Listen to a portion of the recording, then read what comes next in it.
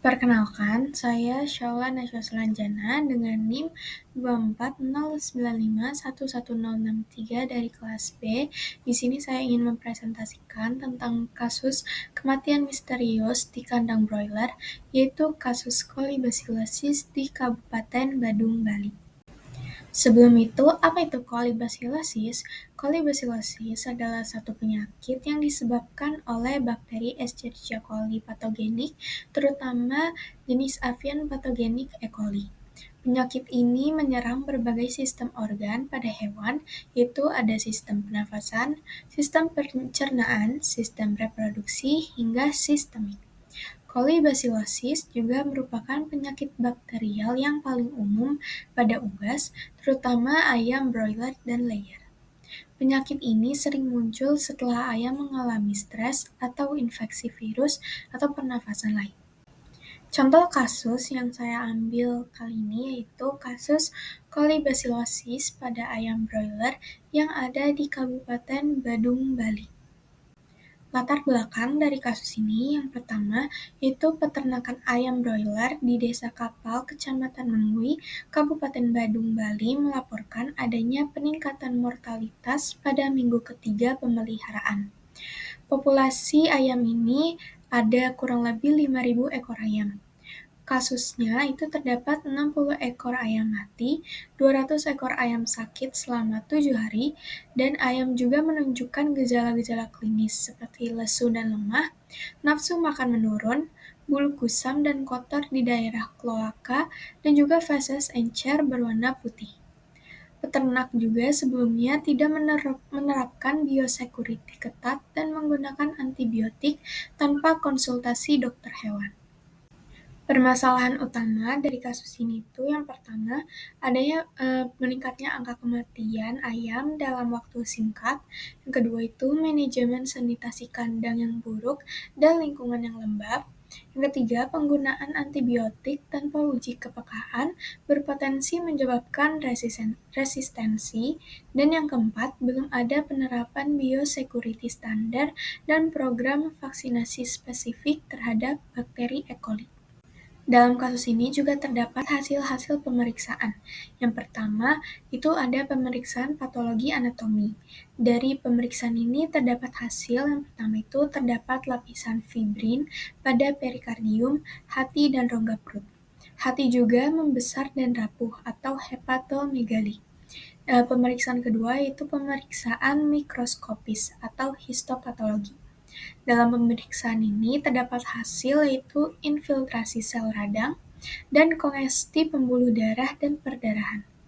Pemeriksaan yang ketiga itu yaitu isolasi bakteri dari organ hati dan jantung.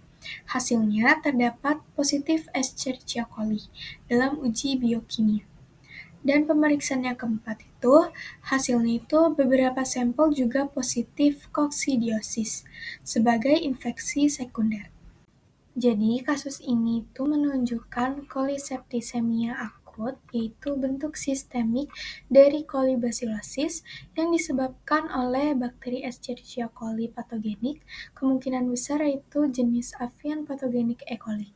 E. coli apec memiliki faktor virulensi seperti Fimbriae, kapsul endotoxin, dan enzim proteolitik yang memungkinkannya menembus jaringan epitel dan masuk ke aliran darah. Dapat menyebabkan infeksi menyeluruh pada organ dalam juga. Akibatnya terjadi peradangan disertai endapan fibrin pada hati, jantung, dan rongga perut sebagaimana ditemukan pada kasus ini.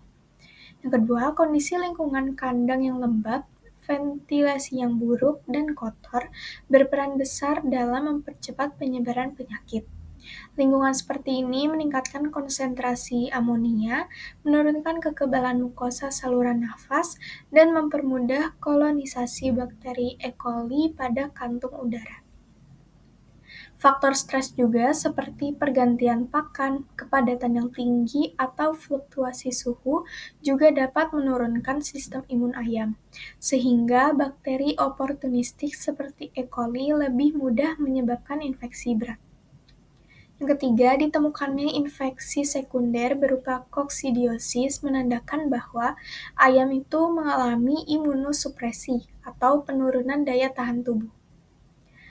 Koksidia merusak mukosa usus dan memicu gangguan penyerapan nutrisi. Kerusakan mukosa ini menjadi pintu masuk bagi E. coli untuk menembus jaringan lebih dalam dan menyebabkan septisemia. Kombinasi infeksi ini sering ditemukan pada peternakan rakyat dengan sanitasi yang rendah.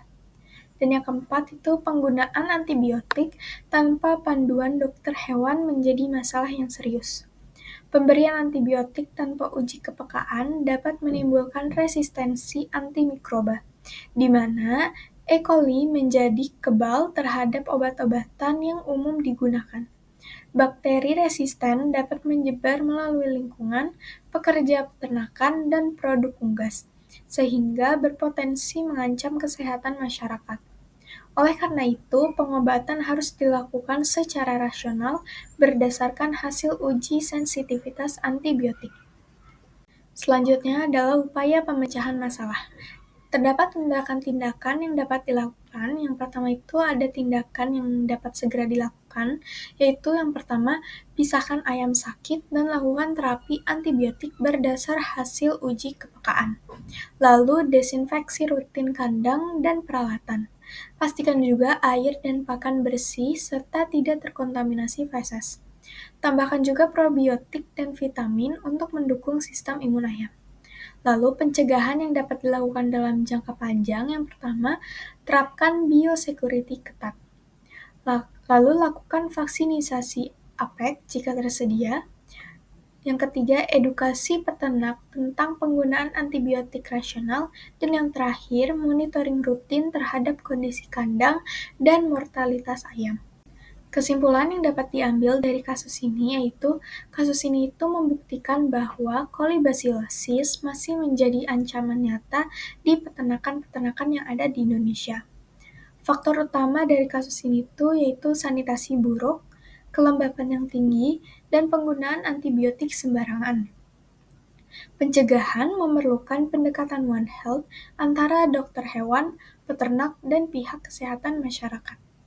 Agar kasus ini tidak semakin banyak, terdapat juga saran-saran untuk beberapa pihak. Yang pertama, untuk peternak, sarannya itu wajib menjaga kebersihan kandang dan menerapkan biosecurity. Untuk dokter hewan, itu harus berperan aktif dalam edukasi, diagnosis, dan pengawasan terapi. Untuk pemerintah dan akademisi, itu memperkuat pengawasan AMR serta sosialisasi vaksinasi APEK. Dan untuk mahasiswa kedokteran hewan, perlu untuk memahami hubungan antara praktik lapangan dan risiko zoonosis. Sekian dari saya, kurang lebihnya mohon maaf. Terima kasih banyak.